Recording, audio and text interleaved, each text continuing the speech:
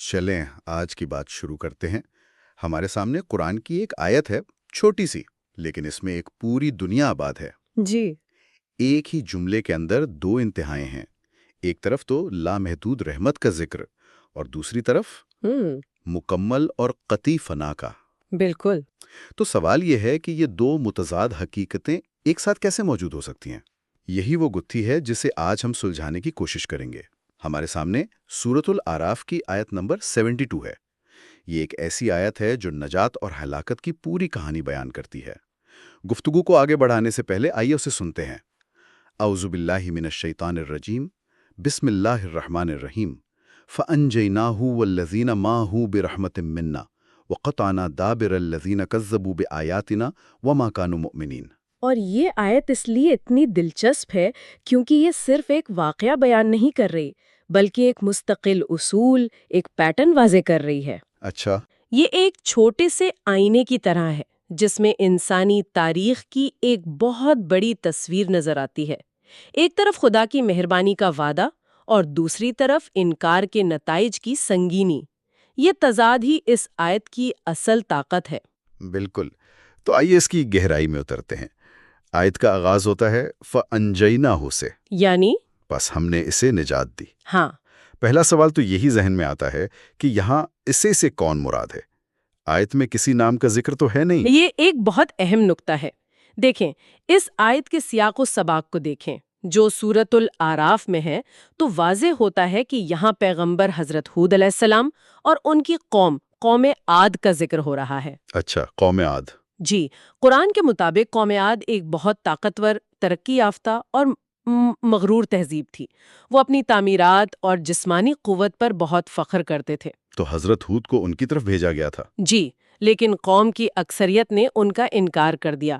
تو یہ آیت اسی کہانی کے اختتام کو بیان کر رہی ہے۔ اچھا، تو یہ کوئی خیالی کہانی نہیں بلکہ قرآن کے مطابق ایک حقیقی قوم کا ذکر ہے۔ اس پس منظر سے آیت کو سمجھنے میں بہت مدد ملتی ہے۔ یقیناً۔ اب آیت کے اگلے حصے پر آتے ہیں، والذین معہ، اور ان لوگوں کو جو اس کے ساتھ تھے۔ یہاں نجات صرف ایک فرد کی نہیں بلکہ ایک پورے گروہ کی ہو رہی ہے۔ جی ہاں، اور یہ بات بہت اہم ہے۔ یہاں ایمان کو ایک اجتماعی عمل کے طور پر پیش کیا گیا ہے۔ نجات کا تجربہ انفرادی نہیں بلکہ اجتماعی ہے۔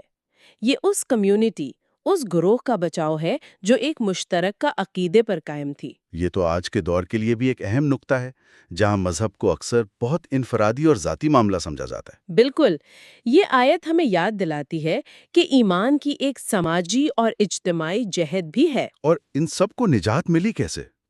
آیت کہتی ہے برحمت منا۔ اپنی رحمت سے۔ یہاں یہ بات خاص طور پر کیوں واضح کی گئی؟ مطلب یہ تو ظاہر ہے کہ اگر خدا نے بچایا ہے تو یہ اس کی رحمت ہی ہوگی۔ یہاں اس جملے کا اضافہ بہت گہرے معنی رکھتا ہے۔ یہ اس بات پر زور دیتا ہے کہ نجات کوئی ایسی چیز نہیں جسے انسان اپنے اعمال سے کما سکتا ہے۔ جیسے کوئی تنخواہ ہو۔ ہاں بالکل، یہ ان کے اچھے کاموں کا بدلہ یا ان کی وفاداری کی قیمت نہیں ہے۔ یہ خالصتاً ایک تحفہ ہے، اللہ کی طرف سے ایک فضل ہے۔ یہ نجات کے عمل کو ایک کاروباری لین دین سے نکال کر فضل اور کرم کے دائرے میں لے آتا ہے۔ تو اس کا مطلب یہ ہوا کہ چاہے مومنین کے اعمال کتنے ہی اچھے کیوں نہ ہوں، وہ خود نجات کے لیے کافی نہیں۔ کافی نہیں، جب تک کہ اللہ کی رحمت شامل نہ ہو۔ یہ تو ایک بہت بڑا مذہبی نکتہ ہے، یعنی عمل ضروری ہے لیکن حتمی نتیجہ فضل خداوندی پر منحصر ہے۔ ٹھیک ہے، تو ایک گروہ کو اس گہری اور غیر مشروط رحمت کے ذریعے بچا لیا گیا، لیکن پھر جیسا کہ ہم نے شروع میں کہا تھا، آیت کا لہجہ ایک دم بدل جاتا ہے۔ اور یہ تبدیلی بہت شدید ہے۔ بالکل، ایک ہی سانس میں بات رحمت سے قہر کی طرف چلی جاتی ہے۔ آیت کا دوسرا حصہ ہے وَقَطَعْنَا دَابِرَ الَّذِينَ كَذَّبُوا بِآيَاتِنَا، اور ہم نے ان لوگوں کی جڑ کاٹ دی جنہوں نے ہماری آیتوں کو جھٹلایا۔ ایک منٹ، یہاں رکتے ہیں۔ جی، یہ جڑ کاٹ دی والی بات، یہ صرف ہم نے انہیں ہلاک کر دیا سے بہت مختلف اور زیادہ حتمی لگتی ہے۔ اس لفظ دابر میں کیا خاص بات ہے؟ آپ نے بالکل صحیح پکڑا۔ عربی میں دابر کا مطلب صرف لوگ یا گروہ نہیں ہوتا، اس کا مطلب ہے کسی چیز کا پچھلا حصہ، اس کی جڑ، اس کا وہ حصہ جو باقی رہ جاتا ہے۔ اچھا، تو قطعنا دابرہ کا مطلب صرف یہ نہیں کہ ہم نے انہیں ختم کر دیا، بلکہ یہ کہ ہم نے ان کی نسل، ان کی تہذیب، ان کی فکر اور ان کی پوری لیگسی کی جڑ ہی کاٹ دی، پیچھے کچھ نہیں چھوڑا۔ واہ! یہ ایک زرعی استعارہ ہے، جیسے کسی ایسے پودے کو جڑ سے اکھاڑ پھینکنا جس کے دوبارہ اگنے کا کوئی امکان باقی نہ رہے۔ یہ تو بہت ہی خوفناک تصویر ہے۔ یہ جسمانی موت سے کہیں آگے کی بات ہے۔ یہ تو ایک طرح سے بیانیہ موت ہے۔ بالکل، نیریٹو ڈیتھ۔ مطلب صرف یہ نہیں کہ وہ ہار گئے، بلکہ انہیں انسانیت کی کہانی سے ہی مٹا دیا گیا، ان کا نام و نشان تک باقی نہ رہا۔ یہ شکست سے کہیں زیادہ بڑا انجام ہے۔ جی، اور یہی اس آیت کی شدت ہے۔ یہ انتباہ ہے کہ انکار پر مبنی تہذیبیں اور نظریات صرف ناکام نہیں ہوتے، بلکہ تاریخ کے صفحات سے حرف غلط کی طرح مٹا دیے جاتے ہیں۔ ان کا کوئی ورثہ باقی نہیں رہتا۔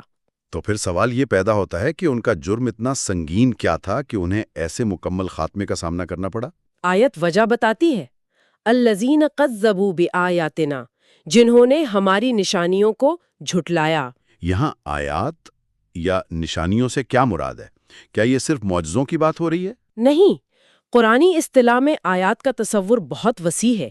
اس میں انبیاء کے لائے ہوئے معجزات بھی شامل ہیں، آسمانی کتابوں کے الفاظ بھی، اور کائنات میں پھیلی ہوئی نشانیاں بھی۔ اچھا۔ قوم عاد کے معاملے میں ان کی اپنی بے مثال طاقت، ان کے بلند و بالا ستونوں والے شہر، ان کی خوشحالی، یہ سب بھی اللہ کی آیات یعنی نشانیاں تھیں۔ تو ان کا جرم کیا تھا؟ ان کا جرم یہ تھا کہ وہ ان سب کو اپنی قابلیت اور محنت کا نتیجہ سمجھتے تھے اور اس ذات کا انکار کرتے تھے جس نے یہ سب عطا کیا تھا۔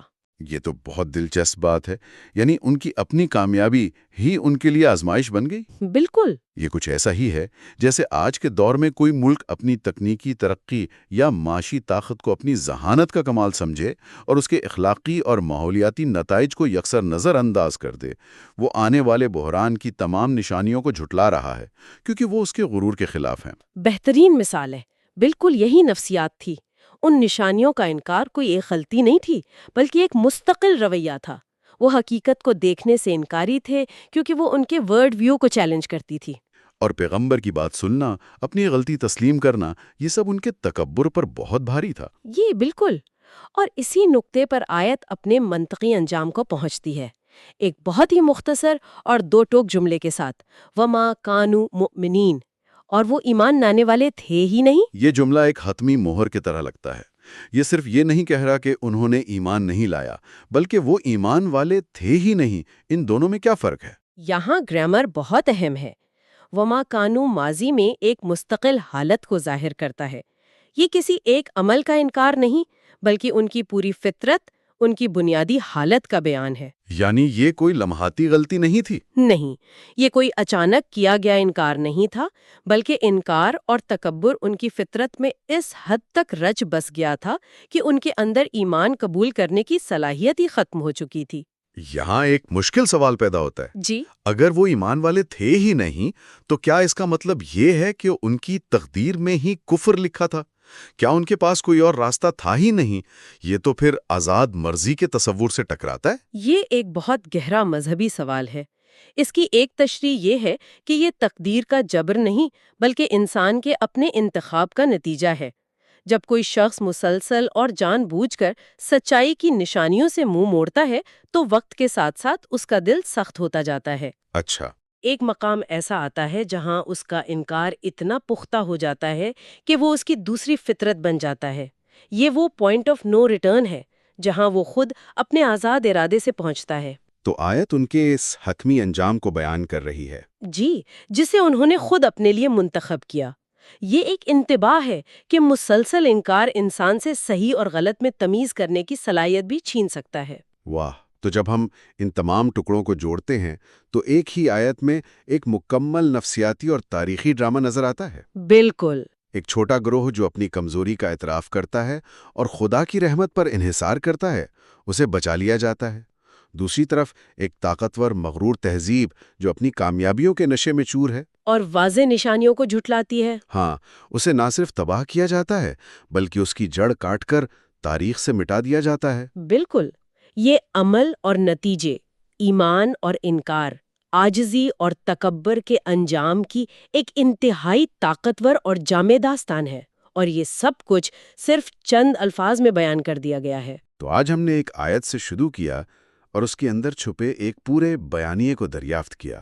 ایک طرف رحمت کا سمندر اور دوسری طرف انکار کا قطعی انجام۔